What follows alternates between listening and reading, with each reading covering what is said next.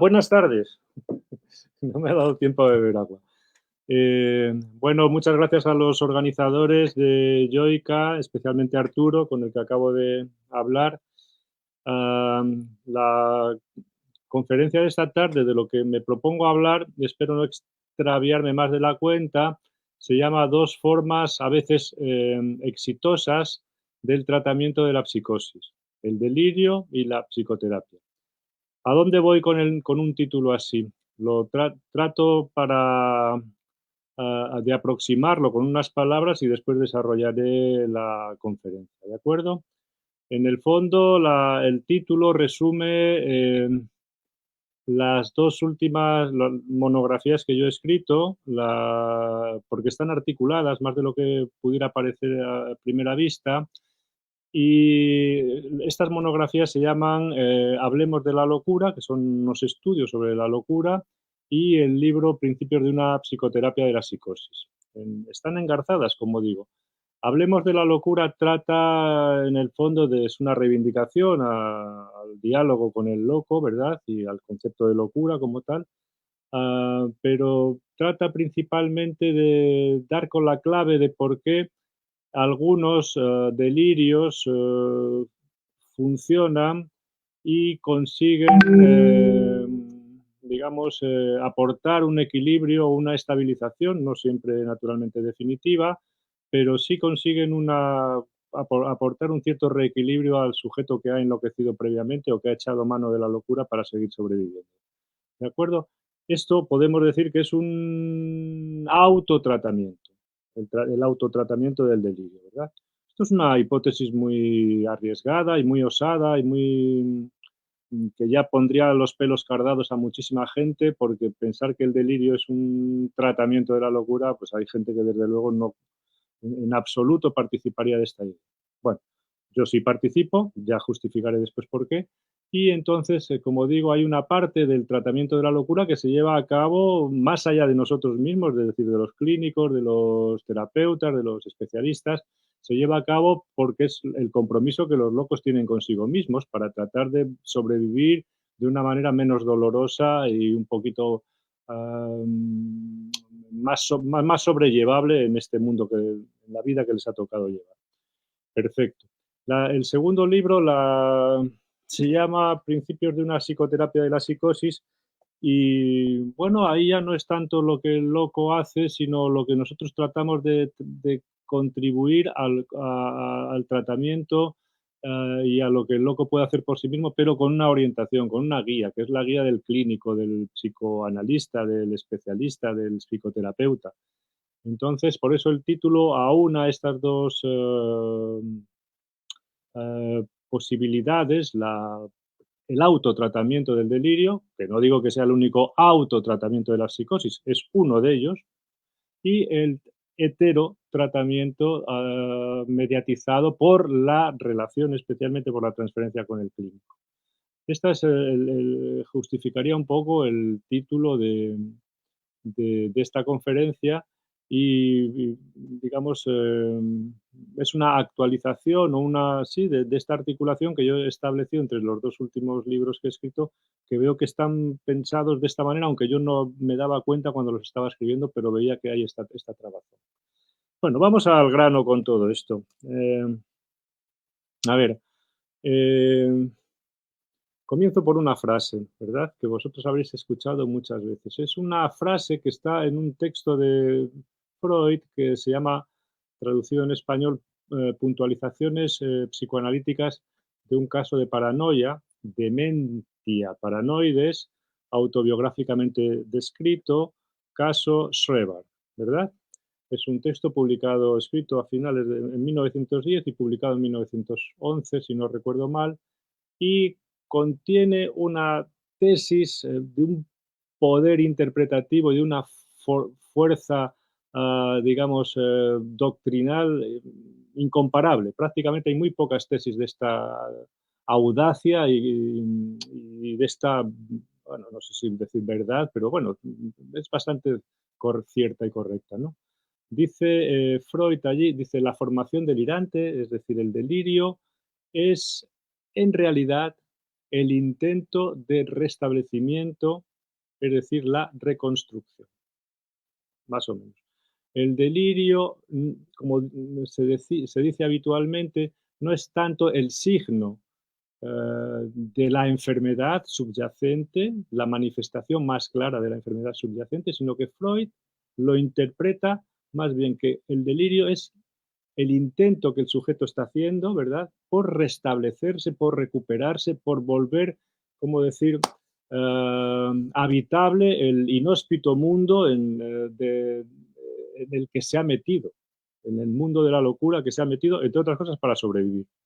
Y el delirio sería, en ese sentido, la creación, la invención relacionada con el saber, naturalmente, que está tratando de formalizar, de hacer para poder vivir de una manera un poco más soportable. ¿De acuerdo? Claro, esta tesis es de, si vosotros conocéis un poco la historia de la clínica, veis que a nadie se le había ocurrido una cosa así. En cambio, estudios sobre los delirios había habido muchos antes, ¿no? Pero el delirio siempre era enfocado desde este punto de vista, como digo. Es un signo de la enfermedad, de la locura, por decirlo así. Eh, es un error de las ideas, se apoya en una idea falsa, etcétera, etcétera. Todo este tipo de características del delirio que después realmente no se sostienen desde el punto de vista clínico, porque una idea falsa no tiene por qué ser un delirio, y un delirio no tiene por qué estar soportado en la falsedad de una idea. Hay delirios que están más apegados a la realidad cotidiana que muchas ideas científicas o psicoanalíticas, sin ningún lugar a dudas. O sea que no es una buena definición apelar a las ideas correctas. ¿O no? Sí es una buena, am, mm, digamos, opción para definir el delirio a echar mano de dos características fundamentales. La certeza, es decir, que en ese sentido se puede decir que no hay delirios, hay sujetos que deliran porque están apegados a una convicción absoluta, ¿verdad? Esto es un buen criterio para definir el delirio. Y el segundo criterio sería el que aporta Freud en esta definición, eh, que el delirio, digamos, si tenemos que tratar de dar con su quinta esencia, si lo tuviéramos que definir de alguna manera, lo que diríamos es que tiene una función reequilibradora. ¿De acuerdo? Bueno, dicho esto, solamente, digamos, para histerizaros un poco, quiero deciros que esta fórmula de Freud, el delirio es un intento de restablecimiento, tiene una fuerza dentro de la historia de la clínica que solamente por la tesis en sí divide la historia de la clínica de la psicosis en dos periodos, antes de esta frase y después de esta frase. No soy nada exagerado al proponer esto. Y que incluso divide a los clínicos en dos grupos. Los que consideramos que el delirio es eso, que es un intento de restablecimiento, y los que consideran que el delirio no, por Dios, que simplemente que es el ruido de la máquina estropeada, es decir, el signo de la enfermedad. Ahí ya se dividen dos tendencias no tanto ya paralelas, sino asintóticas e irreconciliables. O estás con eso o estás contra eso. No hay manera o tomas un partido favorable o desfavorable. ¿De acuerdo? Esta es la fuerza que yo encuentro naturalmente en esa aportación que hace Freud. Por otra parte, Freud no era un especialista en la locura, porque no, la formación suya era una formación muy médica, neurológica, ¿verdad? Y no tenía trato con los locos en manicomios, ni mucho menos. Él trabajaba en una consulta privada y comenzó trabajando como neurólogo, es decir, que a los neurólogos no van los locos, naturalmente. Pero claro, compensaba con creces la falta de experiencia que muchas personas como yo podemos tener, pero como somos medio bobos, pues tenemos que estudiar mucho y ver a muchos pacientes porque no acabamos de entender las cosas. Y él, con 4 o 5 que pudo tener en la época que escribió esto, y sobre todo la lectura de las Denkbürgerkeiten del doctor Schreber, ¿verdad? Con eso se hizo una idea bastante precisa de lo que podía ser la locura. Suplió, se puede decir así, la experiencia con la genialidad. Y genialidad tienen 4 o 5 y los demás estamos un poco leyéndolos. ¿De acuerdo? Bueno, esta es la cuestión. Entonces, vamos a fijaros que la pregunta que estoy tratando de hacerme es que, bueno, es verdad, los delirios pueden aportar un reequilibrio, pero no todos los delirios aportan un reequilibrio. La cuestión es cuándo un delirio puede aportar un reequilibrio, una estabilización. Esa es la cuestión, ¿no? Entonces, esta es la cuestión que yo tengo en la cabeza cuando planteé el comentaros esta tarde algunos de estos aspectos. Porque está claro que hay delirios que solo llevan a lo peor, es decir, a más sufrimiento, a más desgobierno. De hecho, los delirios melancólicos no son precisamente el mejor instrumento que tiene un melancólico para ponerse a flote. Al contrario, acaban mucho peor de lo que estaban. Porque el delirio lo único que hace es multiplicar exponencialmente esto que llaman los alemanes desde Albert Zeller, Grisinger, Schuller, llaman el dolor del alma. El delirio del melancólico lo único que hace es ponerlo más en carne. Ese delirio no suele ir nada bien, ¿no? El delirio de los paranoicos, como decía Schuller, que lo acabo de mencionar ahora, eso ya va por otro lado. Dice, joder, hay dos tipos de delirios, decía este hombre, que es previo a Freud. Dice, el delirio de los melancólicos, dice que lo único que hace es causar más dolor, y el delirio de los locos, es decir, de los paranoicos, que llamamos nosotros, o que se llamaba después paranoicos, es decir, que por lo menos se entretienen creándolo y les sienta bastante bien. Fijaros, un hombre que no es previo a Freud, pero tiene la idea clara de que hay estos dos tipos de delirios, unos que pueden sentar mejor y otros que pueden sentar. Naturalmente, él no entra en estas matices que estamos nosotros desarrollando de la función del delirio. Él no piensa de estas maneras. Él tiene una teoría detrás que es una teoría degenerativista, sacada un poco de Mogel, de Magnon, de algunos clínicos franceses, que la verdad es que como teoría es horrorosa, muy pobre, no vale para nada. Perfecto. Pero vamos entonces, nos situamos a principios de la década de 1910, y Freud se encuentra con un libro en las manos que le ha recomendado uno de sus discípulos, que es Carl Jung, que ha leído un libro de un loco memorable, ¿no? Un loco, Jung es suizo, pero le escribe una serie de cartas a Freud donde le recomienda la lectura de un libro que escribe un juez de Sajonia, de cerca de Polonia, de la parte alemana más cercana a la frontera de Polonia. Y este señor, se llama Daniel Paul Schreber, había publicado un libro a principios de siglo que se llama, traducido literalmente en español, Hechos dignos de ser recordados de un enfermo de los nervios. Os digo la traducción, aunque se ha traducido de otras maneras, pero os lo digo para darle el énfasis que tiene la elección del título que hizo Paul Schreber, ¿verdad? Hechos dignos de ser recordados de un enfermo de los nervios.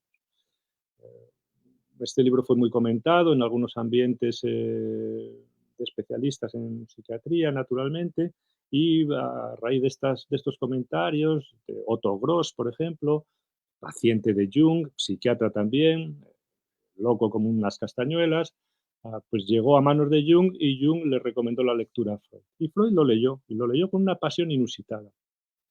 De las pocas veces que uno, cuando lee la correspondencia de Freud, se da cuenta de que Freud vibraba, ¿no? O sea, que ser un hombre bastante circunspecto, ¿no?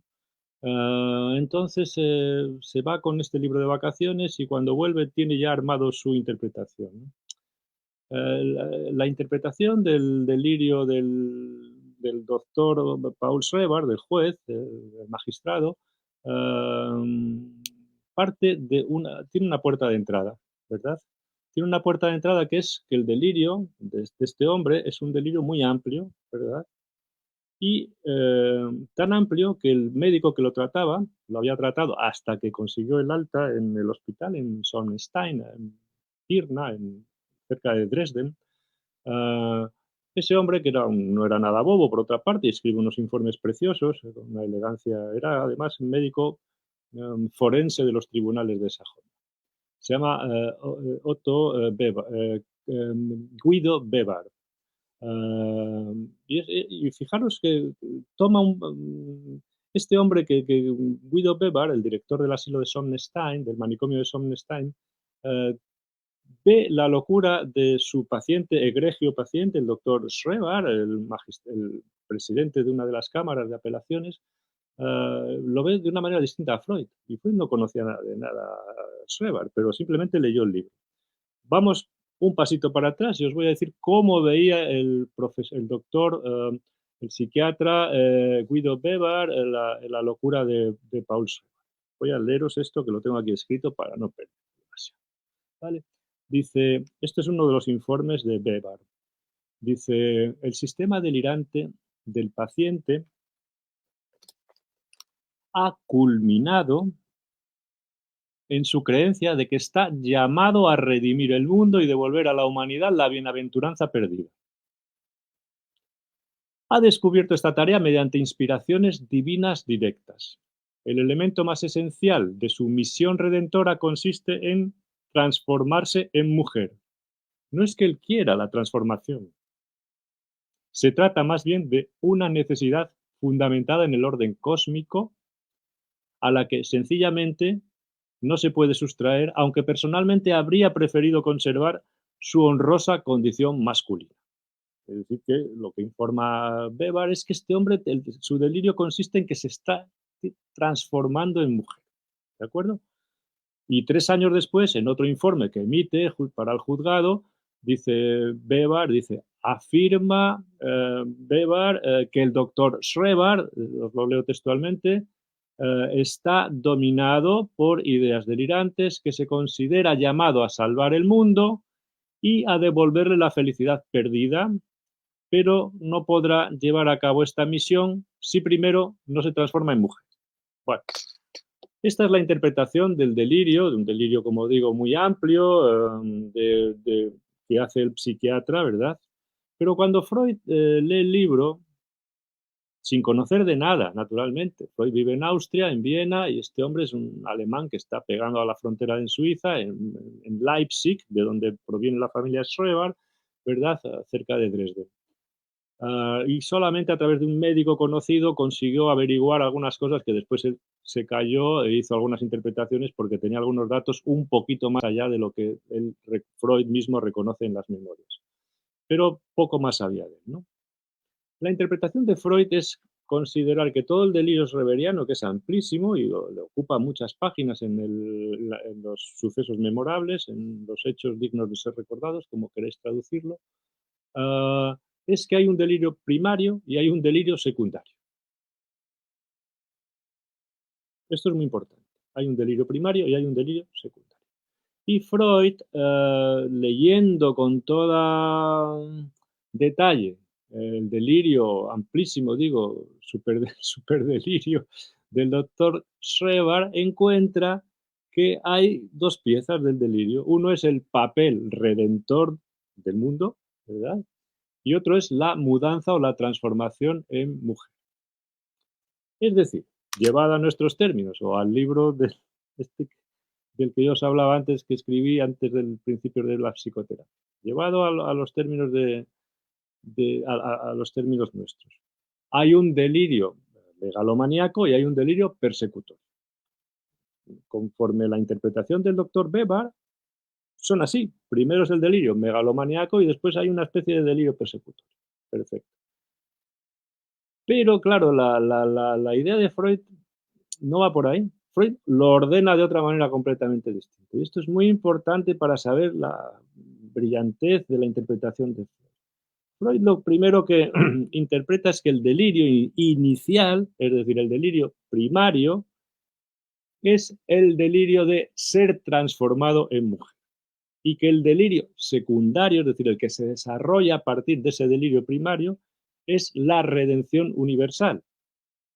Es decir, la creación de una nueva raza, dice el doctor Schreber, de hombres y schreberianos. Todos han muerto en el mundo. Se trata de crear una nueva raza de hombres schreberianos. Y dice Freud, a ver si lo encuentro por aquí. Nos enteramos, dice Freud, de que la mudanza en mujer, es emasculación, como lo dice Schreber, ¿verdad? Fue el delirio primario. La mudanza en mujer fue el delirio primario.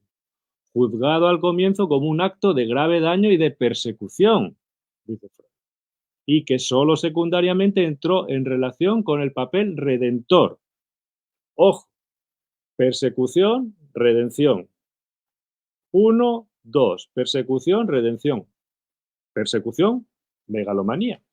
Luego lo llevaré a estos términos, o para decirlo mejor, persecución, misión. ¿De acuerdo? Que solo secundariamente entró en relación con el papel de redentor. Un delirio de persecución sexual, dice Freud, se transformó en el paciente con posterioridad en el delirio religioso de grandeza. E inicialmente hacía el papel de perseguidor el médico que lo trataba, el profesor Paul Flechsig. Más tarde ocupó ese lugar Dios mismo. Bueno, esta es la puerta de entrada, insisto, a la interpretación de las Denkmöglichkeiten del doctor Schreber, ¿verdad? Bueno, si insisto tanto en esto es porque si no se entra por esta puerta no se puede llegar a la conclusión de que el delirio es un intento de restablecimiento, ¿vale? Ahora, como es fin de semana y ayer estuve visionando, viendo de nuevo una película que me encanta, de Quentin Tarantino, que se llama Pulp Fiction, ¿verdad? Que cada mes o cada 2 meses la suelo ver. Eh, Voy un poco para adelante y para atrás como el guión de la película. Entonces, hasta aquí nos vamos a quedar en la opinión de Freud, que estamos hablando de 1911, cuando publica este libro. Pero ahora nos vamos a ir 50, 60 años para atrás en la historia de la clínica para que veáis el cambio que introduce Freud, ¿verdad? A mediados del siglo XIX, adentrado ya la segunda 1860, 1870, es decir, el segundo medio siglo, final de siglo, se formuló una pregunta dentro de los especialistas, dentro de los alienistas y después psiquiatras, etcétera, etcétera, que se conoció Jules Seglas, que es uno de los grandes, de los más grandes, prácticamente el que inspiró a Clerambault y Clerambault a Lacan en esta materia de la xenopatía y del hombre hablado, por decirlo de manera breve. Jules Seglas en las lecciones clínicas lo llama con el nombre el silogismo de Fauville. El silogismo de Fauville. 4 frikis como yo y otros de por aquí nos dedicamos a leer estas cosas y vemos que eso ha tenido una importancia fundamental en la historia de la clínica. Pero si leéis a los clásicos, veréis que se habla no solo en Francia, sino en Alemania, Krafft-Ebing, Schüle, Eugen Bleuler, etcétera. Siempre de una u otra manera vuelven a tratar de esta cuestión. ¿A qué llamamos el silogismo de Fauville? ¿O qué plantea Achille Fauville, que era un alienista francés, como digo? Este señor lo que propone es una especie de pregunta, ¿no? Dice, eh, ¿por qué razón se da con tanta frecuencia, dice Fauville en su estudio sobre los delirios de grandeza, a qué se debe que con tanta frecuencia los delirantes perseguidos acaban volviéndose megalómanos?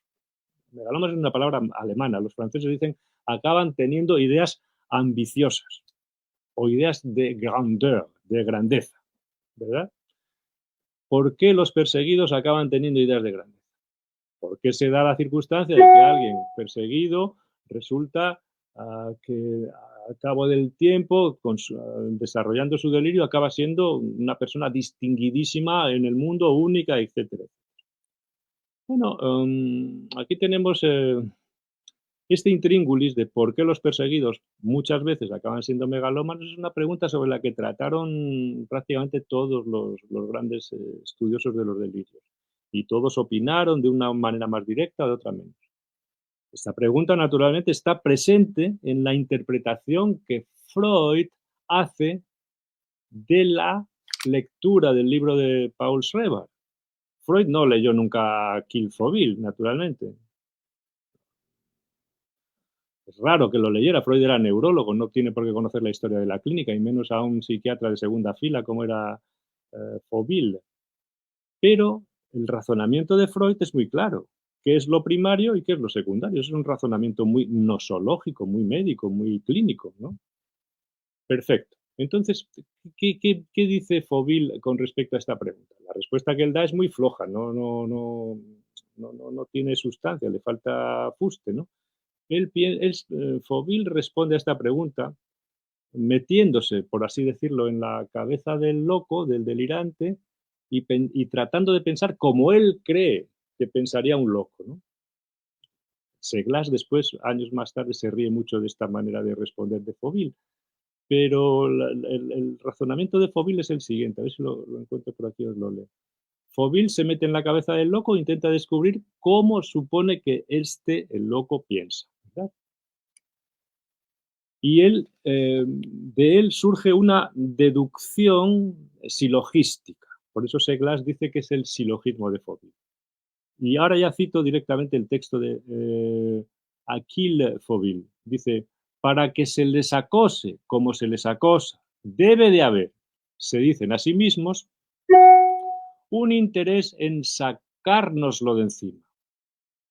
Y eso es porque ellos creen tener algún vislumbre de personaje rico y poderoso, porque ellos mismos tienen derecho a alguna riqueza o a algún poder del cual se les despoja fraudulentamente, porque pertenecen a un elevado rango del que se les ha apartado en circunstancias más o menos misteriosas. Es porque a las personas a quienes habían considerado como sus padres no son sus verdaderos padres, porque en realidad pertenecen a una familia de primer orden, lo más seguro que a una dinastía real. ¿Veis cómo este hombre que escribe su texto, este tipo de consideraciones hacia 1870, metiéndose, como digo, en la cabeza del loco, trata de dar cuenta ah, de cómo pensaría él y ya alude a esto que después Freud llama en los escritos, cuando escribe cartas con Wilhelm Fliess, la novela familiar del paranoico primero y luego habla de la novela familiar del neurótico, es decir, mi familia no es mi familia, me han engañado, hay un misterio en todo esto, etc. Bueno, estas son las deducciones que Foville trata de hacer para explicar esta pregunta, ¿por qué tantos y tantos perseguidos se vuelven megalómanos? Bueno, esto es una cosa, todo el mundo que ha tratado con locos lo ve y dice, aquí estoy yo, joder, ¿cómo gastarán tanto dinero en perseguirme? Ponen cámaras por toda la ciudad. El otro día me fui yo qué sé, a Checoslovaquia, ya estaban esperándome en el aeropuerto. Dice, desde luego, a ver, si yo fuera una persona corriente, no gastarían tanto dinero en perseguirme. Si me siguen, es porque yo no soy cualquiera. Bueno, esta es una versión habitual de lo que trata de dar cuenta este silogismo, ¿de acuerdo? Bueno, las respuestas que se dieron a todo esto no merece la pena recordarlas, hay de todo tipo, hay quien distingue, no vamos a entrar en ello, esto es para un seminario más bien de entrar en ello, en detallarlas, ver cómo responden ahí los distintos autores, pensadores, por otra parte de la clínica, me corresponden ya más bien a un seminario de historia de la clínica que a una conferencia más introductoria como esta, ¿de acuerdo? Pero la interpretación, como digo, cuando Freud se pone a leer y a interpretar las memorias del juez sajón, del magistrado, Daniel Paul Schreber, ¿verdad? Rápidamente toma partido por primero la persecución y luego la grandeza. Esa es la interpretación del delirio que él hace. ¿De acuerdo? O sea que fijaros cómo esta pregunta es fundamental no solamente en el trabajo que nosotros hacemos a diario, sino también dentro de la historia de la clínica, de cómo se fueron trabando y construyendo todos los conceptos. Perfecto. ¿Cómo se entiende o se puede entender este silogismo con los conocimientos que tenemos hoy, es decir, a partir de Freud, de todos los psicoterapeutas posteriores, de la obra de Lacan, que en esto es grandiosa, ¿verdad? ¿Cómo podemos entender todo esto? Bueno, pues yo creo que, así como lo planteo en el libro este de Hablemos de la locura, que no tengo por aquí ni un ejemplar para enseñaros, pero bueno, por ahí, por algún sitio andará. Claro, vamos a tomar los términos de otra manera. O sea, un perseguido, un perseguido es un sujeto pasivo. Simplemente hay un otro, ¿verdad? Hay un otro que está acechando, que está acosando y que trata de perjudicar, de fastidiar, de envenenar, de lo que sea, a esa persona, que es, naturalmente, como buen paranoico, es un inocente. El paranoico es, ante todo, ocupa una posición de inocencia por encima de todo. La maldad está en el otro, entonces, lo dice Schreber cuando habla de Dios y cuando habla de Flexig, la maldad está encarnada en el otro, yo soy un pobre alma cándida que, joder, iba por la vida tan tranquilo y rápidamente me echaron en mano y, ay, o sea, lo que hay que entender de esto cuando se tiene trato con la locura no es tanto que el otro es muy malo y me ha cogido a mí como objeto para hacerme perrerías. No, no, no, no. Lo inquietante para un loco, lo inquietante no es eso. Lo inquietante para el loco es cuando se pregunta, y todos se lo preguntan, ¿y por qué hace eso? Y entonces todos ellos entienden que el malvado perseguidor, si hace eso, es porque encuentra un gozo especial en hacerlo. Y es ahí cuando todo se descompone y cuando el delirio empieza a cuajar con una potencia tremenda. Porque si lo hace porque está aburrido, esto no va a ningún sitio. Es más bien la mala intención del otro, es que el otro me ha tomado a mí como el objeto exclusivo de su gozo o de su goce. Y esto ahí es verdaderamente lo perturbador de la locura, claro. ¿Se entiende? Bueno, perfecto. Entonces tenemos al sujeto perseguido. ah, si tenéis tiempo y os gusta un poco leer estos textos clásicos, hay uno glorioso que es el texto de Charles Lassalle, que se llama El delirio de persecución. Todo lo que os estoy explicando, él lo explica, un hombre que no, esto está escrito en 1850 y pico, pero lo explica con un detalle que veis exactamente las posiciones, cómo se van sucediendo una detrás de otra del perseguido, ¿no? Bueno, el perseguido entonces un sujeto pasivo, inocente, que ha caído en manos de la maldad gozosa del otro, etcétera. Pero claro, fijaros que qué puede hacer un pobre hombre o una pobre mujer que está siendo acosada por un poderío mundial infinito que no gasta, no ahorra en medios y que está siempre acechando, ¿verdad? Y que no se puede defender. ¿Cómo se defiende de eso? ¿Verdad? Bueno, las defensas son muy variadas, ¿no?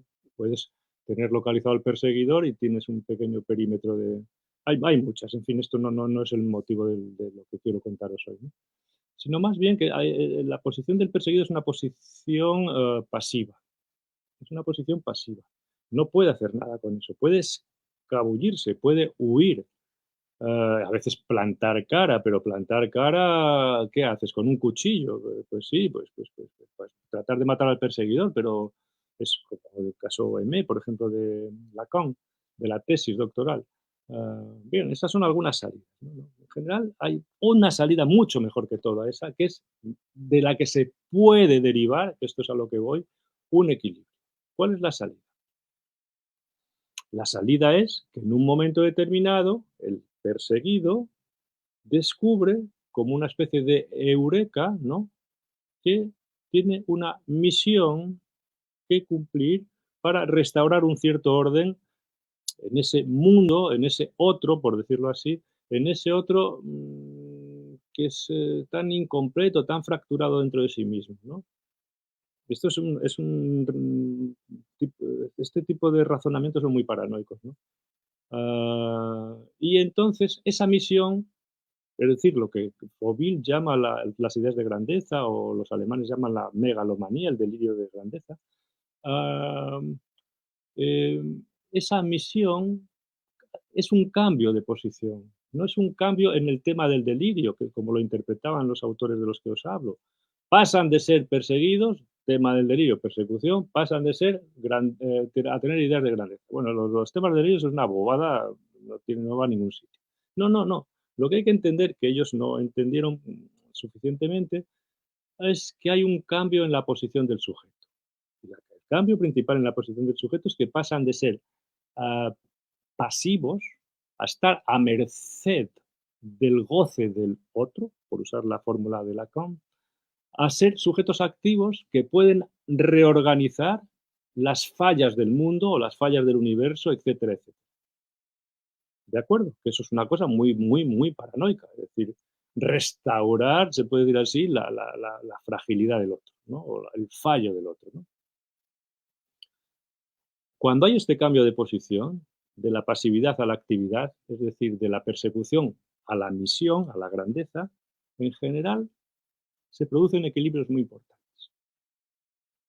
Si soy capaz de transmitir esto, os explicaré que dentro de la lógica de la locura delirante, porque esto va solamente vale para las locuras delirantes, hay otras que no son delirantes o son los delirios no tienen la fuerza que tienen en las formaciones paranoicas, ¿no? Si soy capaz de transmitir esto, digo, espero conseguir transmitiros de qué forma algunos delirios contribuyen a la estabilización. Yo creo que los que contribuyen a la estabilización son los que derivan en en este eureka de la misión, es decir, en dar con una misión donde el sujeto pueda hacer algo. Voy a poneros algunos ejemplos a ver si soy capaz de transmitiros esto, que es lo importante de todo este asunto, ¿de acuerdo? Bueno, el doctor Schreber, sin ir más lejos, ¿no? Él está muy loco, está tan loco que de pronto lo dan, pues, le diagnostican paranoia, y ya el diagnóstico de paranoia quiere decir es una locura crónica y por tanto no tiene cura y por tanto ya cuando le diagnostican paranoia en Leipzig, en la clínica universitaria, donde trabaja su primer médico, el profesor Paul Flechsig, lo mandan al manicomio de larga estancia, a la unidad de larga estancia, como decimos ahora, al manicomio real de Sonnenstein, en Pirna. Entonces, Schreber está loco como las castañuelas, se pasa las noches dando voces por las ventanas, todo el manicomio de Sonnenstein, como está en lo alto de una colina, abajo está el río y el pueblo, que es un pueblo más o menos, no es muy grande, en verano, porque allá hace mucho frío, todos los habitantes salían a escuchar gritar al doctor, al que era el juez, que estaba, digamos, en promoción para ser ministro de Justicia de Sajonia, y ese tío estaba ingresado ahí en el manicomio, ¿no? Daba voces e insultaba a Dios, se pasaba todas las noches aullando y vociferando contra Dios. Bueno, era un espectáculo en las noches que había un poco de calor y todo el mundo salía a escuchar al doctor. ¿Qué hace ese hombre allí? Pasa unos años tormentosos porque es objeto de todos los milagros, de todas las perrerías que Dios se le ocurrían para fastidiarlo, arrancarle los intestinos, fracturarle el cráneo, todas las barbaridades. Hasta que en un momento determinado el doctor Schreber, ¿verdad?, da con una clave fundamental.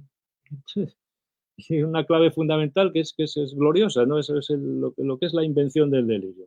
La clave fundamental es que él interpone entre Dios y él mismo algo superior. Es decir, monta una especie de ortopedia del complejo de Edipo, que falta en este caso, pero él tiene que inventarlo casi de forma delirante. Pone una especie de instancia superior. Él ya no está en manos, se puede decir así, de la maldad por excelencia de Dios, sino que está al servicio del orden del universo.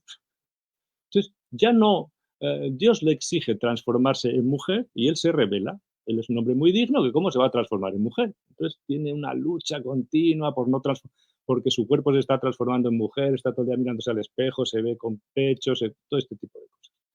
Bueno, pero en un momento determinado, la invención fundamental del delirio es esto que él llama el orden del universo. Y el orden del universo, al que él, digamos, se obedece, porque está por encima de Dios mismo, recomienda que haya esta transformación. Y por tanto se establece una especie de reconciliación del delirio, una especie de reconciliación con el perseguidor, una Versöhnung, como dice Freud, y después recupera Lacan este término en la cuestión preliminar. Una especie de entente cordial de ponernos un poco de acuerdo, ¿no? Entonces hay que delirar bien para llegar a este punto, claro. El caso es que a partir de ahí sobreviene una mejoría clínica de tal magnitud que al cabo de pasados unos meses, un año, prácticamente este hombre logra el alta en el manicomio con el diagnóstico de paranoia, que era enfermedad incurable, y se va a su casita. Tal era la brillantez del doctor Sreva, ¿verdad? Cuando consigue, digamos, salir del manicomio, que hay que tener en cuenta para ver la genialidad de este hombre que verdaderamente y que estaba loco como unas castañuelas, que el médico suyo del hospital, el doctor Bebar, director de Somnestein, era al mismo tiempo el experto forense de los tribunales de Sajonia. Es decir, que él le tenía que dar el alta, pero al mismo tiempo él obraba de parte del Estado para tenerlo ahí encerrado. Y lo llevó a los tribunales y ganó el alta y le tuvieron que dar de alta y marcharse para casa a vivir de nuevo con su mujer, Sabine, que había entre tanto adoptado una chica adolescente que se llama Fridolina, etcétera. Bueno, estas historias ya os las contaré otro día. El caso es que este hombre se restableció. De pronto pasó de ser objeto de goce a ser alguien que tiene una misión que cumplir en el mundo para ordenar y hacer más fácil el equilibrio del mundo. Esa misión era la misión de transformarse en mujer y procrear una nueva raza. Bueno, en el caso del doctor Sreva, esto es una cosa evidente, pero lo mismo es evidente en todos los grandes casos de delirantes, ¿no? Que llega un punto donde de la persecución se da paso a la misión. Y esto resuelve muy bien toda la cuestión de lo que se llamó el silogismo de Foville, que no hay que entender en ese sentido como un cambio de tema de la persecución, del tema persecutorio al tema de la grandeza, sino más bien un cambio en la posición del sujeto y que esa posición, ese cambio de posición, que a veces es reversible, se vuelve a la persecución de nuevo, etcétera. Bueno, estos son muchos más matices aquí. Tiene que ver con el trabajo del delirio, con la invención delirante, ¿de acuerdo? Bueno, esto es dentro de los grandes delirios, o de los delirios que a veces no son muy grandes, pero funcionan, una de las formas de autotratamiento que pueden a veces funcionar. Y cuando se da con la misión, como en el caso M, por ejemplo, otro día podemos hablar de eso, sobre todo se ve muy bien también en el caso Wagner de Robert Gaup, cuando da con la misión de purificar la lengua alemana a través de la escritura, no a través de matar a la familia, como se la llevó por delante a toda ella, ¿no? Y cuando da con la clave de que la purificación pasa por escribir obras de gramática y purificar la lengua alemana de la influencia nefasta judía, de pronto él se estabiliza y todos están sorprendidos en el manicomio, en Binenthal, de que ese hombre que era un criminal, de pronto se podía hablar con él, ¿no? Bueno, en fin, hay muchos ejemplos de estos y perfecto. Hay otra forma, ¿verdad?, de tratamiento en la que intervenimos nosotros los clínicos. Los clínicos intervenimos entendiendo que esta lógica, ¿verdad?, del delirio, a veces cuando se dan estas condiciones y cuando el sujeto da con el eureka de la misión, si es una misión no exterminadora, porque tenemos pacientes, joder, que es que la misión con la que han dado es pasarse por la piedra. Joder, no, supongo que habéis tenido algún paciente que está pensando en explotar un autobús en la plaza más importante o en echar arsénico en los bidones del agua. Pues, bueno, estas misiones no son las que nosotros tenemos que apoyar, naturalmente, pero hay otras misiones que sí apoyamos. Y son las misiones. La gente que está con locos esto lo pilla rápidamente. Mira, no hace falta leer a Freud. Freud facilita mucho las cosas. Hay un caso de Pinel, está escrito en 1800, a principios creo que está en la primera edición del Tratado de la Manía, El relojero de París. Pues también Pinel con una triquiñuela consigue que este hombre le desliza el delirio hacia una especie de misión de construir una obra que es un perpetuum mobile de eso, es una obra que se mueve por sí misma sin necesidad de retroalimentarse y lo tiene entretenido toda la vida. Punto. Ahí está con la misión de inventar el perpetuum mobile. Que esto, la gente que trabaja con locos ve rápidamente esta, como diría yo, derivada, ¿no? Donde el loco empieza a trabajar en un proyecto que tiene un alcance universal y que es un restablecimiento de ese orden del mundo que había fracasado, ¿no? Perfecto. Nosotros intervenimos más como clínicos, como psicoterapeutas, intervenimos mucho más con lo que hacemos con los locos. Y una de las cosas que hacemos es saber cómo funciona la locura, porque si no sabemos cómo funciona la locura, en este caso la locura delirante, que es una parte de la locura, pues metemos la pata mucho. Pero bueno, cuando tenemos un cierto conocimiento, vamos con un poquito más de soltura, por así decirlo. La otra parte, la que sí tenemos que trabajar mucho, es la que trato más en el libro este que os decía antes de la psicoterapia y la psicosis, es la relación con los pacientes. Y la relación con los pacientes se llama, grosso modo, Freud la llama transferencia. El término Übertragung en alemán, que Freud usa para nombrar la transferencia, tiene alguna matiz semántico un poco distinto en el castellano, es decir, transferencia. Si yo le digo, te voy a hacer una transferencia bancaria, es que yo te mando dinero a ti, pero no espero que tú me contestes o que me lo devuelvas. Pero en alemán hay una especie de polaridad, hay una especie de ida y vuelta, ¿no? Si Freud elige ese término es porque, entonces, en el tratamiento de la psicosis es muy importante esta especie de relación, ¿no? Ah, todo el poderío del tratamiento de la psicosis, todo el poder radica principalmente en el poder de la transferencia. Sí, en el poder, mucho más que en lo que se le dice a los pacientes. El poder de la transferencia es enorme en la psicosis.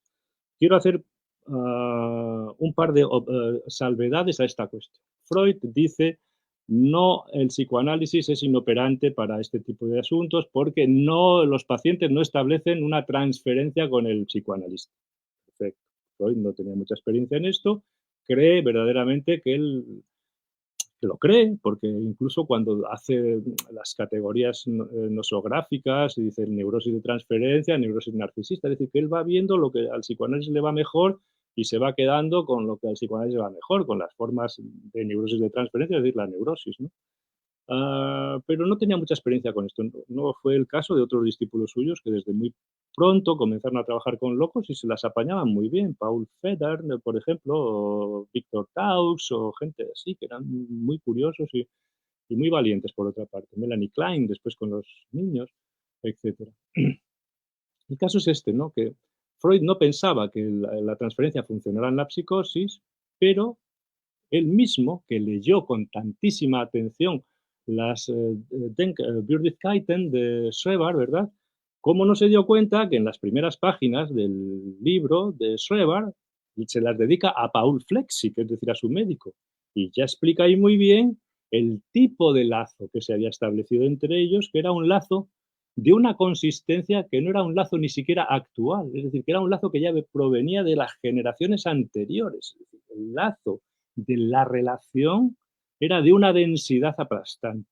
Y la culpa de lo que le pasaba a este hombre, el perseguidor, provenía del médico y de un asesinato de almas que provenía de la lucha de las familias Flexig versus Schreber. ¿De acuerdo? Es decir, que ¿cómo no? ¿Por qué no ver ahí el poderío de la transferencia? De una transferencia, en este caso, persecutoria, naturalmente. Claro, nosotros tenemos que evitar esta posición del persecutoria de parte del paciente. Pero si sabemos administrar el poderío que nos da la transferencia, que es más poderío que el de la interpretación, hay que, si la locura es una defensa, eh, tenemos que administrar muy bien si perturbamos o no, si le torpedeamos las defensas o no las torpedeamos, o las dejamos como están, o incluso las amplificamos, ¿eh? Esta es toda la cuestión del tratamiento de la psicosis. Entonces, el poderío que da la interpretación, perdón, que da la transferencia, hay muchas escuelas psicoanalíticas y muchos autores que nos han precedido en la Shetnus, en la clínica de Maryland, en Londres, en la Tavistock. Hay muchos autores que se dedicaban a interpretar a los pacientes. Hacían verdaderamente, ese tipo de interpretaciones eran horrorosas, ¿no? Muy desestabilizadoras.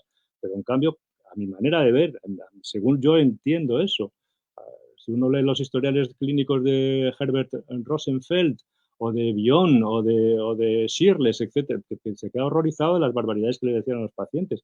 Pero esas barbaridades quedaban contrarrestadas por el poderío de la transferencia. El otro día que estaba yo dando una clase a los residentes, me parece, del hospital, ya les decía, ¿no? Ferenczi, por ejemplo, interpretándole a una paciente paranoica, es un ejemplo muy breve para ver esto, ¿no? Interpretándole, Ferenczi pensaba como Freud que la paranoia se apoyaba en una inclinación, en una querencia homosexual de la que el sujeto no quería nada saber y precisamente eso le daba pie a la proyección paranoica. Bueno, perfecto. Entonces, Ferenczi, en una entrevista con una paciente, en una sesión, le dice, esta amiga que usted tiene de pequeña, ¿verdad? Usted tenía mucha relación muy estrecha con ella. Y la paciente, que era paranoica, pero no era boba, al contrario, era muy lista, me dice, mire, doctor, déjese de pensar cochinadas, que tiene usted muchas cochinadas en la cabeza que yo no tengo. Y le hice una interpretación al médico que lo dejó cuadrado, como tiene que ser, naturalmente. Es decir que si se sostiene ese tipo de relación, ¿verdad? Si se sostiene ese tipo de relación, probablemente es porque la Lo transferencia siento, tenga, no te he entendido. ¿Podrías repetírmelo?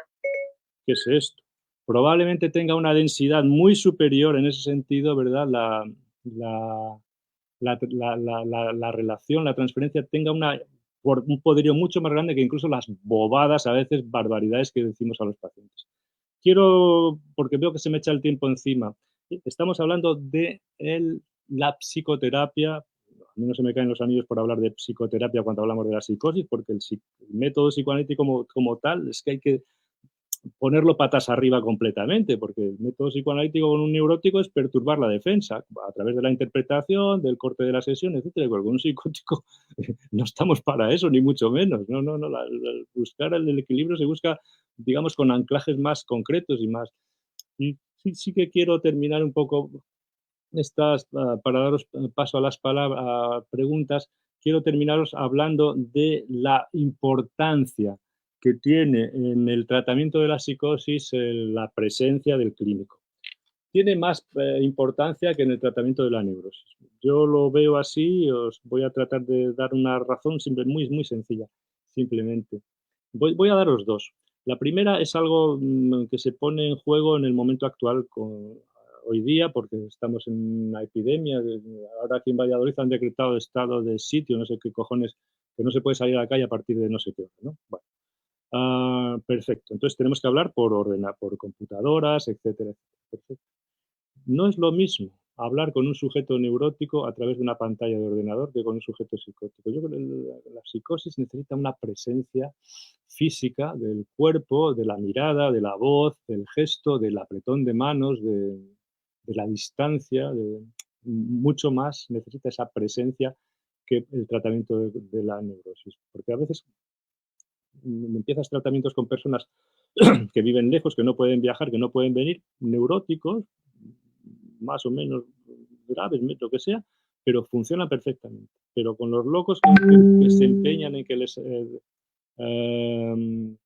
tratemos, etcétera, etcétera, a mí se me complica mucho, y lo hablaba esto el otro día con un colega, un amigo, un chaval que es un cerebrito de un buen clínico, Juan de la Peña, que hizo parte de su residencia aquí conmigo, y también tiene paciencia, y dice, no, no, no es lo mismo. Hemos tenido una conversación acerca de este asunto y estábamos los dos de acuerdo.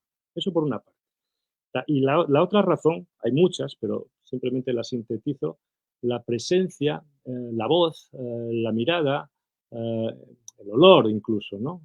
Es fundamental porque muchos de los pacientes nuestros psicóticos funcionan simplemente, funcionan, la transferencia, el poderío de la transferencia funciona simplemente con una llamada de teléfono, con un dígame, Marcial, pero eres tú, ¿qué tal? Perfecto, el próximo año le llamo, si tengo algún problema voy antes, no hay problema, simplemente con eso. Sí, porque una, ¿qué es lo fundamental en el tratamiento de la psicosis? Conocer naturalmente lo que es el intríngulis de la psicosis, pero saber dejarse usar para la particularidad o la singularidad de cada locura, ocupar ahí la buena posición, con unos más frenar, con otros alimentar ciertas cuestiones, dejarse usar y ser muy condescendiente y muy eh, tolerante con las diferencias, no asustarse de las barbaridades que escuchamos, ¿no? Entonces, que las personas que están muy perturbadas estén tranquilas con nosotros. Y en ese sentido, cuando uno se gana esa posición buena, el poder de la transferencia es inmenso. Es decir, que hay pacientes, esto lo podéis hablar si tenéis experiencia con la locura y si no, hablarlo con gente que trabaja en esto. Es el poderío de la transferencia es tal que los pacientes a veces no entran ni a la consulta, están a la puerta del hospital. Doctor, todo cojonudo. Eh, y se pasan un día, otro día saludándote o en la sala de espera y ni siquiera entran, simplemente van y te ven. Y con eso es suficiente. Entonces, fijaros en este ejemplo extremo, pero que es bastante común, fijaros en este ejemplo extremo, la interpretación, la palabra, todo este tipo de cosas que usamos en esta cirugía exquisita que es el tratamiento de la neurosis, en el tratamiento de la psicosis va por otro lado. Son equilibrios más rudos, más, como en alguna ocasión dije, se parece más a la traumatología que a la neurocirugía, ¿no? Entonces ahí cuenta mucho más la presencia, creo yo, ¿no? La presencia es lo que actualiza y se fundamenta, mejor dicho, en el poderío de la transferencia. Entonces, un minuto, termino y os doy la palabra. He hablado de el autotratamiento que algunos sujetos psicóticos delirantes hacen a través del delirio, y el delirio a veces funciona y equilibra, ¿verdad? Y pasa principalmente, a mi manera de ver, por un cambio de posición subjetiva de ser objeto de goce del otro, es decir, de ocupar una posición pasiva, a tomar una posición activa en la restauración del desorden del mundo. Y eso en general funciona. No siempre, pero en general funciona. Mucho más, naturalmente, que los delirios melancólicos, que eso no funciona nunca. Punto. Punto 2.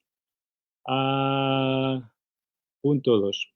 La segunda cuestión es que cuando nosotros entramos como clínicos, ¿verdad? Cuando nosotros entramos como clínicos, entonces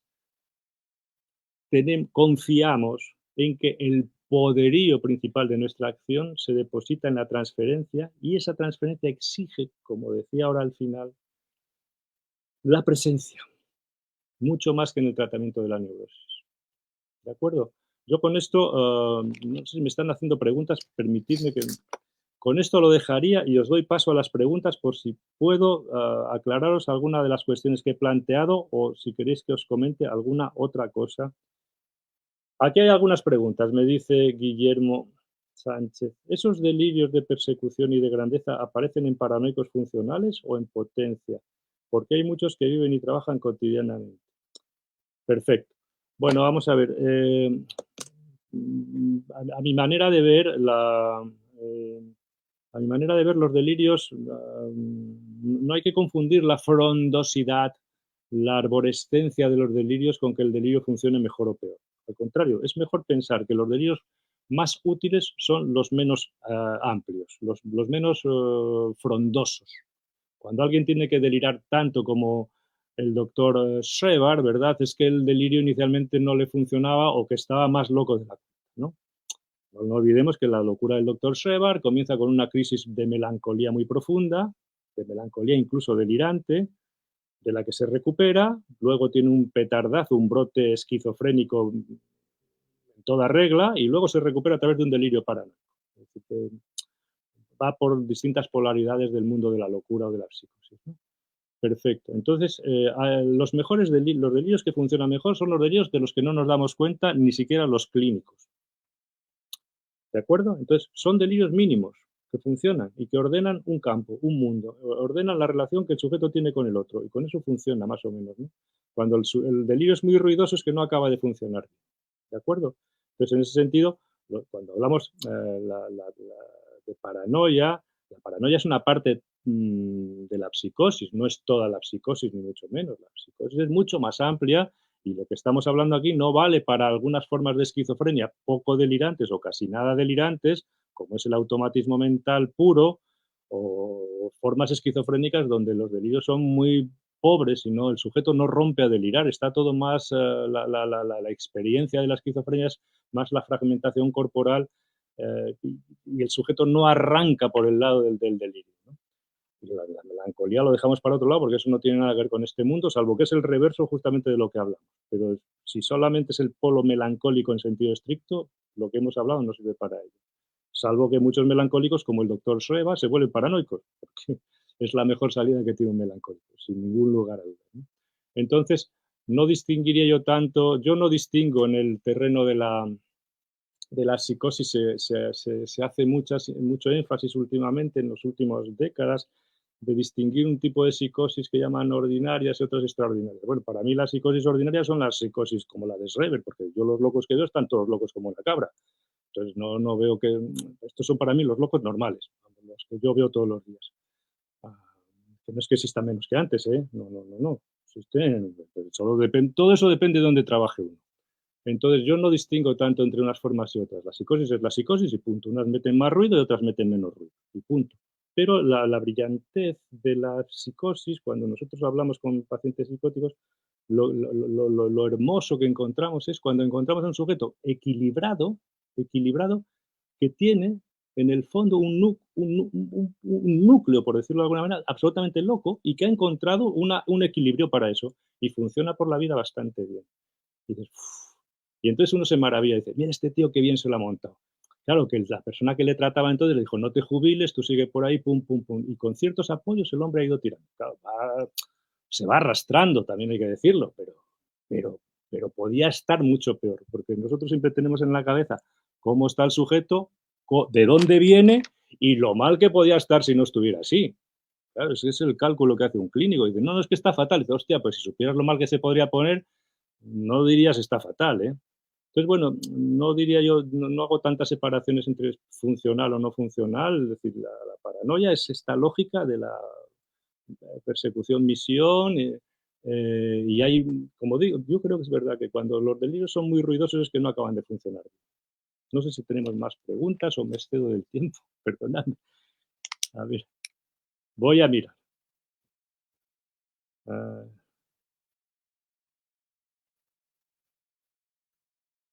un personaje redentor, me preguntan aquí. Pues, personaje redentor, todos son. Srebar es un personaje redentor. Eme es un personaje en la lectura. Si vosotros conocierais el caso de Eme, hasta que murió, pues veríais que tiene una deriva de ser la elegida de Dios.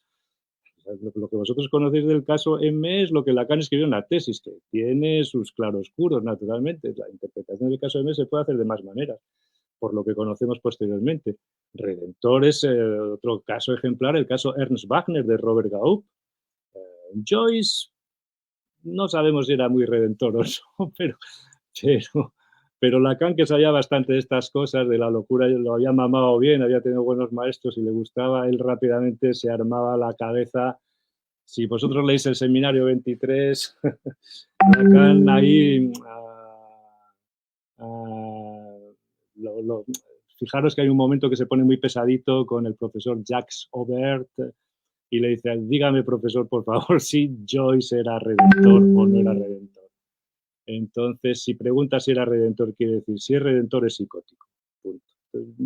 Jacques Aubert se sustrae mucho porque claro, la posición de redimir el desorden del mundo solo la asumen los paranoicos que pasan de la posición de la persecución a la misión. Pues un redentor ya se sabe de dónde viene. En fin, otro día si queréis os cuento el caso de medio de otra manera y se ve, todos los casos son así.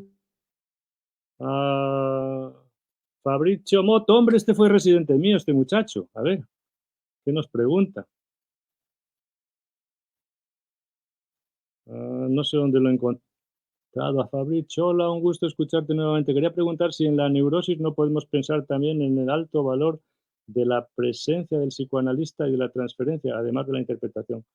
Sí, sí, por supuesto, sí, sí. Yo creo, Fabrizio, creo que el- el- la- donde un psicoanalista, perdonad que lo diga así con esta, donde un psicoanalista da el do de pecho, donde se doctora, es en el tratamiento de la neurosis. Porque el tratamiento de la psicosis requiere otro tipo de elementos, a veces un poco.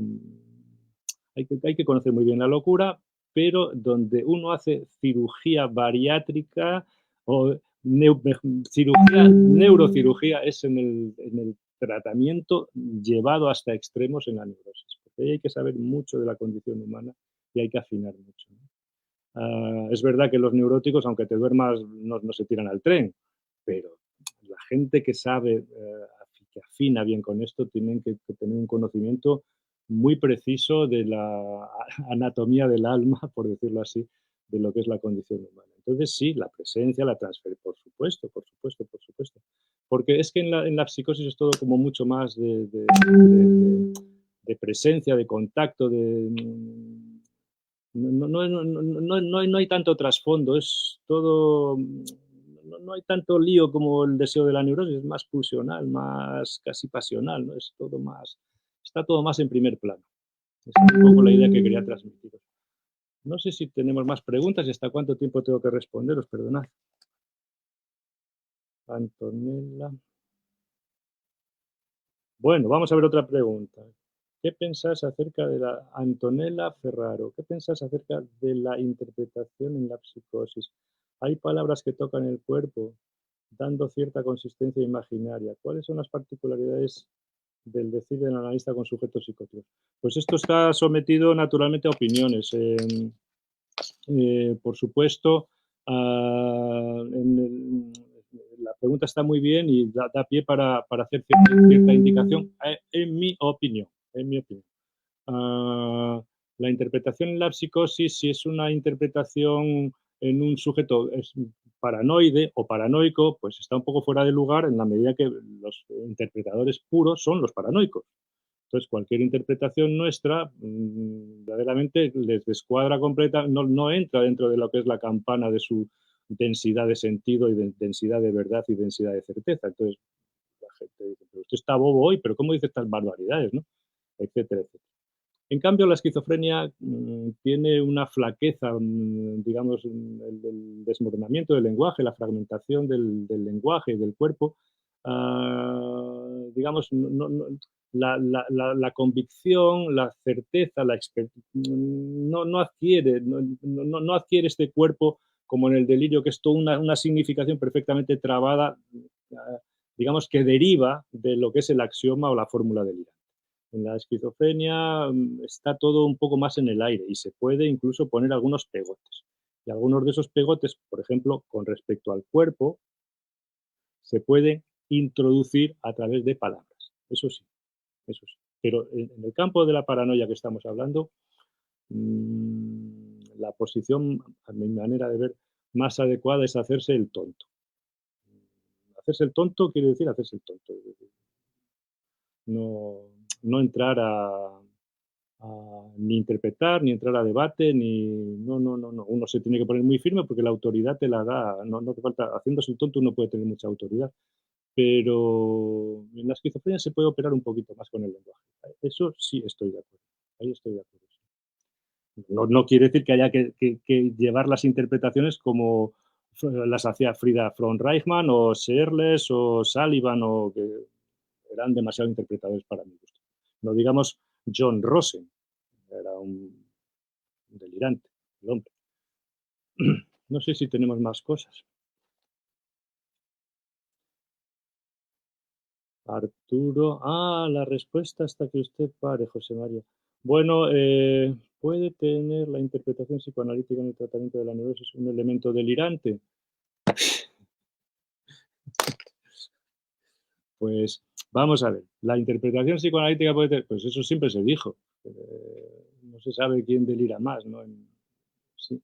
A ver, seamos un poco serios a la hora de responder a esta pregunta. Nosotros decimos a veces cosas, barbaridades, que sacadas de contexto la gente se queda un poco...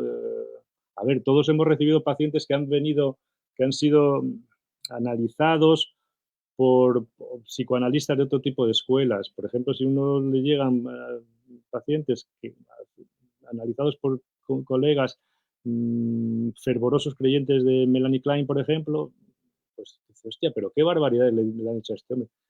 Usted lo que está pensando es que le voy a meter mi dura manita por su blando culito. Digo, no me jodas, te voy a... Pero ¿cómo dices las barbaridades? Es que eso es para levantarse y decirle al psicoanalista, véase a tomar por culo y devuélvame el dinero que le está dando hasta ahora. ¿Cómo dices esas bobadas?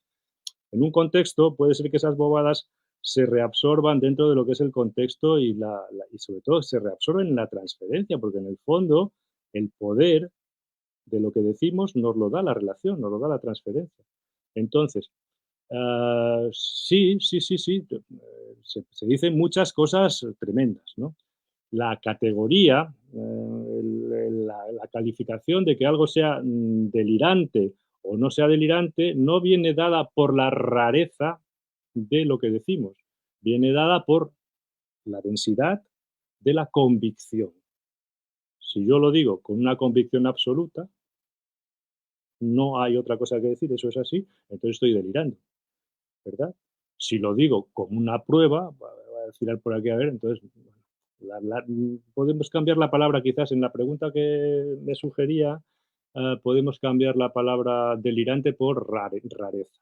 Decimos una cantidad de cosas raras.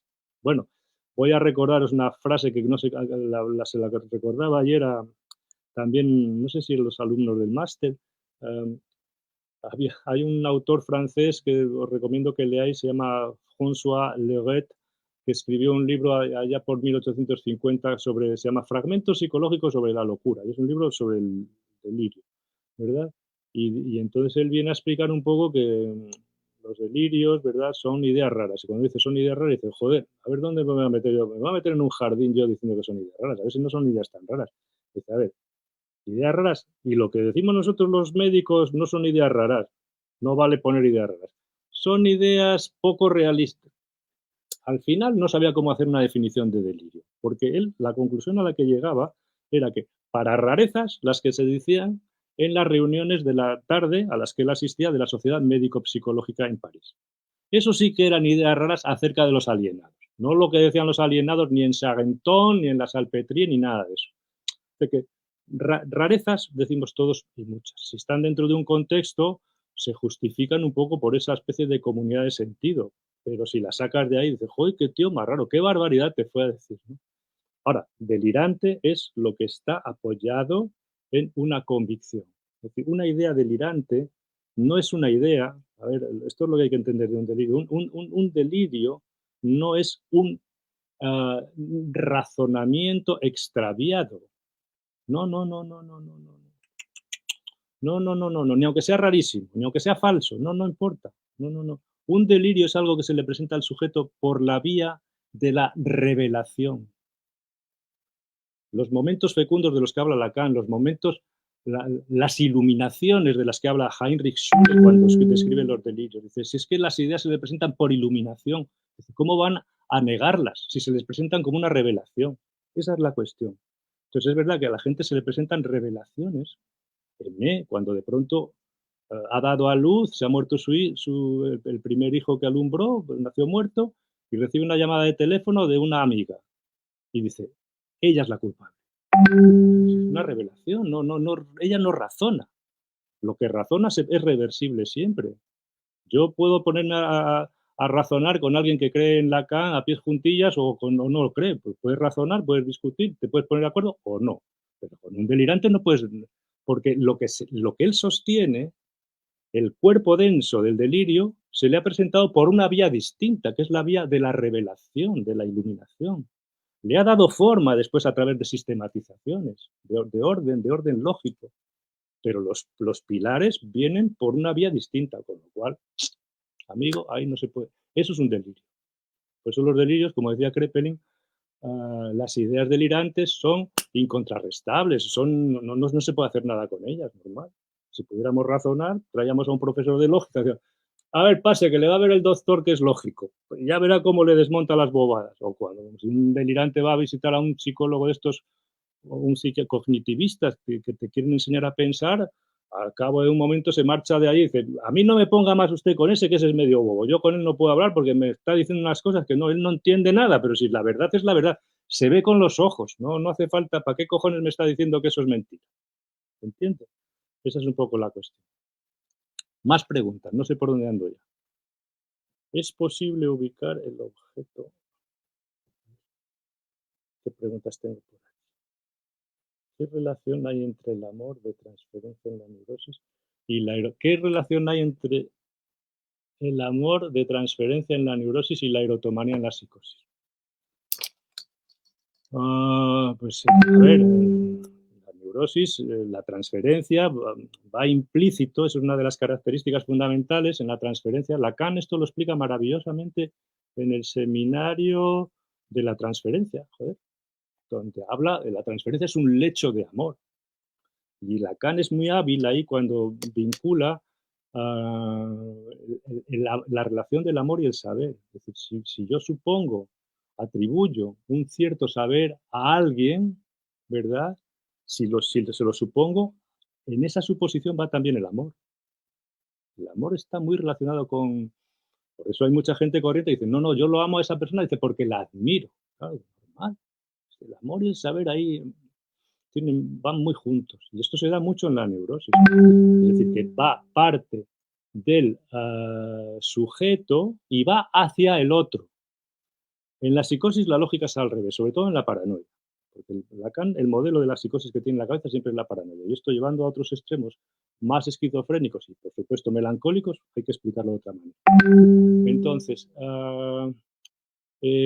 la erotomanía es un tipo, un tipo de transferencia que se puede dar en la psicosis. No es toda la transferencia de la psicosis. Las transferencias de la psicosis son mucho más amplias.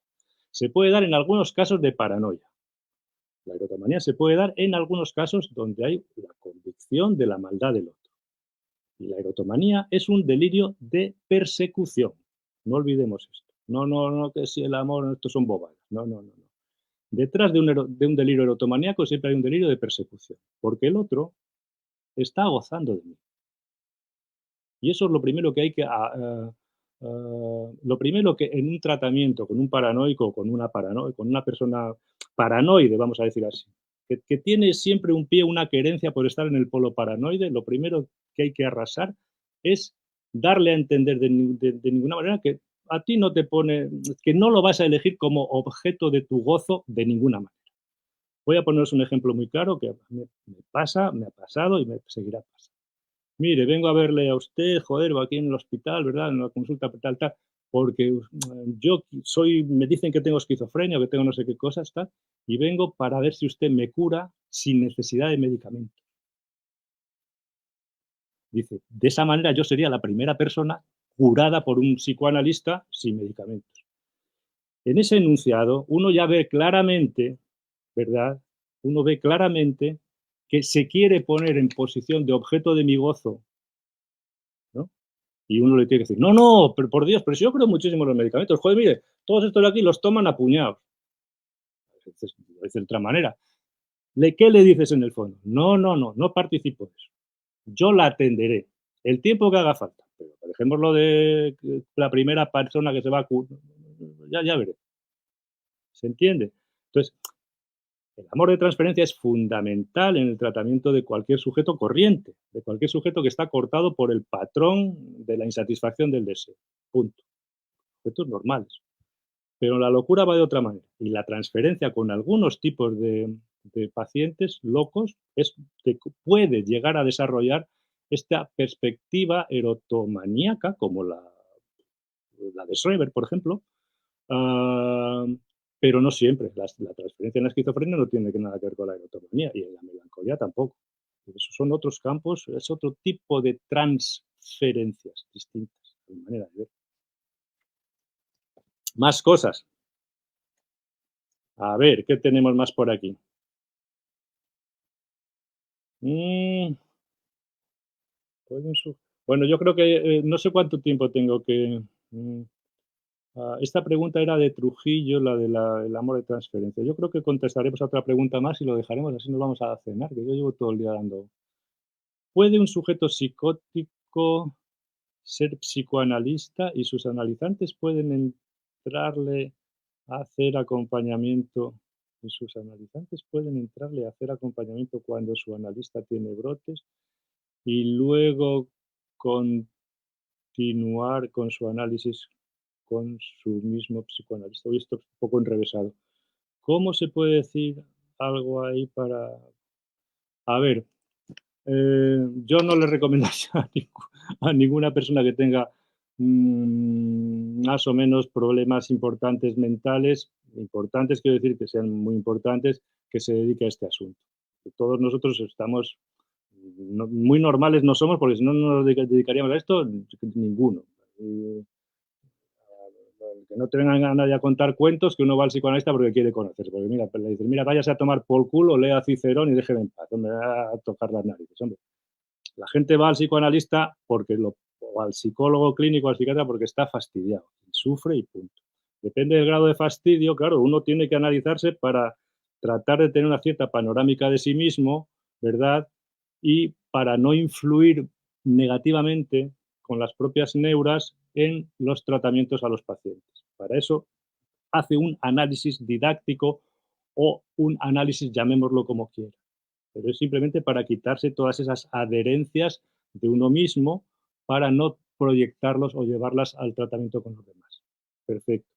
Si una persona es psicótica, pues hombre, hay muchos, sí, muchos, bueno, muchos, no sé, quiero decir, hay un porcentaje importante de psicosis más bien de bajo perfil dentro de los compañeros, de las asociaciones psicoanalíticas, etcétera. Por una razón muy simple, porque las asociaciones o escuelas o lo como se quieran llamar, psicoanalíticas son tan forofas, o sea, exigen un grado de forofismo, de apasionamiento, de entrega. Se habla de la causa, no, no, es que uno esté ahí por una cuestión profesional, sino que está movido por una cosa más profunda, que naturalmente en estas cosas tan intensas hay mucha gente, digamos, uh, psicótica o loca, pues como en los grupos extremados políticos o en los grupos extremados religiosos. Normal. Que esto sea, pues hombre, yo creo que es un inconveniente, sobre todo porque el tratamiento de la psicosis es muy angustioso, joder, ¿no? Esto es lo que no hay que olvidar. A ver, que los terapeutas de la psicosis que es un sin vivir, joder, depende de dónde trabajes, los pacientes que tienes, es que mañana hoy que es sábado, el lunes cuando vaya, ya tenemos la reunión en el hospital y dices, hostia, no se tiraría el tren fulano, o el otro no se marcharía andando a Lisboa como la última vez. O sea que hay que tener un aguante. Entonces, si eso lo combates con una cierta coherencia y una cierta ética y un cierto respeto por la profesión, hay que tener una gran entereza. Entonces, yo no recomendaría a gente con una cierta fragilidad eh, importante personal, me ahorro los calificativos, naturalmente, dedicarse al tratamiento con la gran psicosis. A lo mejor con otras cosas se defienden muy bien, porque pueden estar, las psicosis a veces se estabilizan mucho mejor y son menos graves a la psicosis que no han pegado un gran petardazo. Uh, Permiten ciertos equilibrios muy estables a lo largo de muchos, muchos, muchos, muchos años. Y bien tratados y bien supervisados y bien llevados de la mano, pueden perfectamente, pero que no cojan casos muy complicados, de niños muy complicados, de personas mayores muy complicadas, porque eso genera una angustia y aparte de que los locos te leen muy bien a ti, ¿no? Y entonces eso fortalece a veces un poco la autorreferencia propia de la psicosis, ¿no? Entonces yo eso no lo recomendaría. Para el tratamiento de la neurosis o de casos un poco pues psicóticos hay en todos. Los psicóticos estamos en todos los sitios, si queréis decirlo así. A mí me da igual ser psicótico como si soy marciano, me da igual. La verdad es que yo tengo que hacer el trabajo que hago, lo hago de mil amores y si soy raro me da igual. O sea, esto no me impide para nada trabajar. Pero bueno, si uno tiene más dificultades, pues yo no lo recomendaría, la verdad. No sé qué me dice. A ver, Arturo, ¿continuamos o lo dejamos para otro día? ¿Cómo lo ves? Me dicen aquí, doctor, ¿alguna recomendación con respecto a la lucidez con la que viven algunos pacientes, sus automatismos, ruidos en los oídos, bueno, perfecto. O sea, a ver, perfecto. Tenemos pacientes que tienen una relación, con esto termino, si me permitís. Ah, voy a contestar a esta de Fernando Tapia. Fernando, mira, tenemos los pacientes psicóticos no los podemos meter dentro del mismo calzador a todos, son muy variados y todos tenemos pacientes psicóticos que tienen una relación con la locura de una gran tolerancia, joder. Y ellos saben, y para eso se tratan, y para eso hablamos con ellos, porque saben, joder, y es gente incluso joven, que no tienen una gran, no son jubilados del delirio, no, gente joven, que saben rápidamente cuando empiezan a dormir mal, cuando van por la calle y hay demasiado ruido, demasiadas autorreferencias, demasiados gestos, rápidamente te dicen: "Oiga, ¿puedo pasar a verle?". Digo: "Sí, sí, sí". Dice: "Es que tenemos consulta el viernes, ¿puedo pasar hoy?". Digo: "Sí, sí, por supuesto". Y te lo dicen con una claridad y ellos mismos, en esos casos se ven. Yo tengo pacientes de estos que da gusto, dices: "Joder, qué elegancia, cómo saben", ¿no? O sea, ¿qué saben ellos en el fondo? Lo que saben es que no quieren pasar un cierto límite que sería, de un subidón gozoso, porque la locura no hay que olvidar que tienes un subidón inmenso, ¿no? No quieren pasar de cierto límite porque se extravían más de la cuenta y después cuesta mucho volver.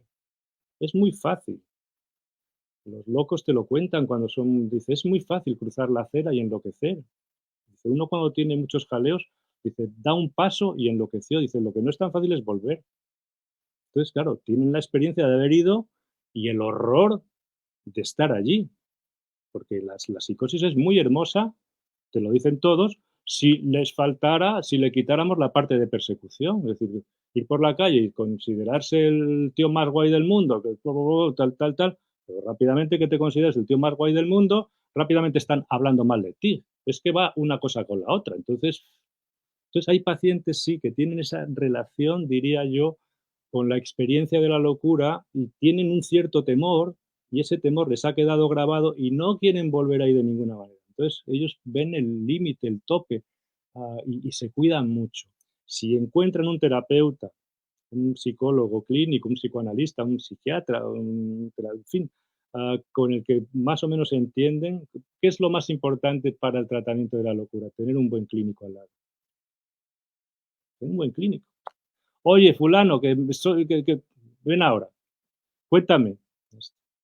Vosotros sabéis lo que es el estado máximo. Imaginaros por un momento, y con esto termino, que ahora os habéis hecho una prueba, un escáner, por ejemplo, o una resonancia o una analítica de un tipo que te puede salir que tienes un cáncer de páncreas o no lo tienes. ¿En qué estado estarías tú? Imaginaros que si puedes llamar al médico y decir, dígame ya mismo qué tengo. Vale, ¿verdad? Pues este tipo de situaciones excepcionales en la vida de cualquiera de nosotros son de uso corriente, de dominio corriente en la vida de la locura, ¿no? Dígame. No, no, no, tranquilo, que estoy, sí, sí, lo hablamos más despacio mañana. Pum, pum, pum. Simplemente el hecho de que sepan que pueden contar contigo. Porque el mundo de la locura o es demasiado solitario como en la esquizofrenia, o es demasiado malvado como en la paranoia, o es demasiado doloroso como en la melancolía. Y basta que tengan a alguien de quien se pueda más o menos fiar y que te puedan usar. ¿Cuál es la mejor recomendación para el tratamiento? Que tengan un buen clínico con el que puedan contar al lado. Yo lo dejaría aquí. Quiero agradeceros las preguntas que habéis hecho, ¿verdad? No estoy para leer las cosas que habéis escrito aquí, la verdad. Os agradezco mucho el interés que ha podido suscitar esto, para bien o para mal. Espero haberos hecho pensar un poquito y y animaros principalmente a estudiar esta cosa apasionante de la locura, a aguantar a pie firme el tratamiento con las personas que están en peor condición que nosotros, y echarles una mano, porque nosotros de lo que tenemos que hacer es echar una mano a la gente que está más desbaratada. Y eso es mucho más importante, echarle una mano a alguien, es mucho más importante que saber mucha teoría y muchas cosas. Lo más importante es eso. Así que muchas gracias, Arturo, y muchas gracias al público por haberme aguantado un rato. Chao.